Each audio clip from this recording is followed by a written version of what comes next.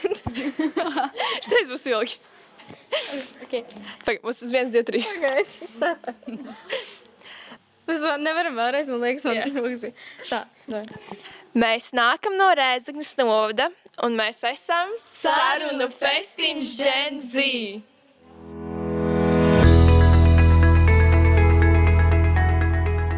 Kopā mēs izstrādājam sarunu festivālu, jeb festiņu Gen Z. Šis pasākums ir vairāk domāts lauku jauniešiem, tāpēc, ka mums ir mazāk iespēju nekā pilsētas jauniešiem. Tāpēc mēs domājam sarīkot tādu sarunu festivālu, lai aprunātos, lai lauku jaunieši uzzinātu kaut ko jaunāku no pazīstamiem cilvēkiem. Jebkurš no mums ir jaunietis, vispār viņš ir aktīvs.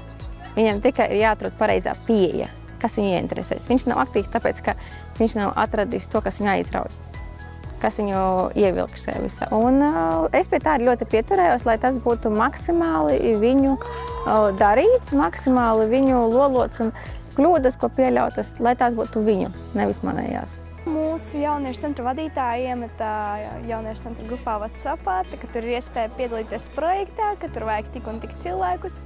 Un es domāju, jo es parasti kaut kur piedalos visos projektos, bet izrādās, ka tur bija iespēja pašiem rakstīt projektu. Un es pieteicos, domāju, kaut kas jauns, jo tur tā kā iespēja aizlidot uz Norvēģiju būs. Un jā, es izdomāju, ka pieteikšos. Galu galā redz, kā viss īstenojās.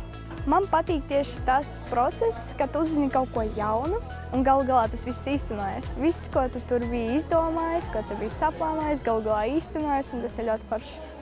Tie klupšanas akmeņi bija tādi, ka viņam nebija skaidrs, kas ir ar ko jāsāk. Ja? Paskaidrot, ar ko jāsāk, un tad iepauzēt ar to, lai tad pašas sāk, lai pašas izdomā.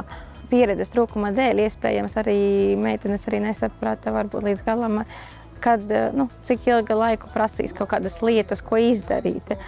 Kas varētu būt, piemēram, varbūt iepriekšā dienā atbraukt kaut ko uzlikt, sakārtot vai ieplānot kaut kādu budžeta līdzekļus braucieniem un tā.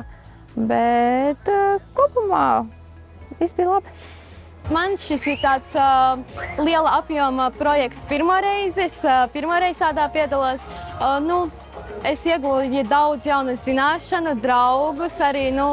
Es tagad varēšu jebkurā laikā uzrakstīt Felipē un kaut ko palūgt, ja vajadzēs. Visgrūtākais laikam bija atrast motivāciju, jo brīžiem es kā sociālo tīklu menedžers varu teikt, ka zinu, kad ir jāieliek pirmdienā bilde Instagramā, jāuzraksta apraksts, bet pienāk pirmdiena un nav enerģijas, nav motivācijas un vienāk otrdiena atkal nav ielikts. Jā, tiešām laikam atrast enerģiju un patiesībā mūsu arī pasākums ir par motivāciju, lai arī citiem jauniešiem nebūtu motivācija problēmas. Tas, ko organizē vecāku gadagājumu cilvēki, ir kaut kā liekas vecmodīgi vai pārāk kaut kā konservatīvi, ja tā drīkst teikt. Mums vajag tādu brīvāku, vieglāku vidi, kad visi ir gaidīti un visi tiks pieņemti. Mēs strādājam ar lauku jauniešiem, un viņiem tiešām ir maz iespēju. Un tas, ka viņi tās slavenības atbrauc, tas tiešām ļoti daudz nozīmē.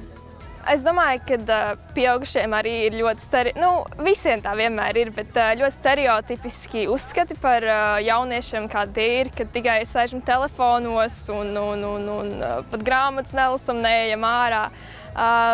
Un tad kaut kā tie stereotipi varbūt arī pat tad sāk atspoguļoties, kad mēs vairs nejūtam to atbalstu.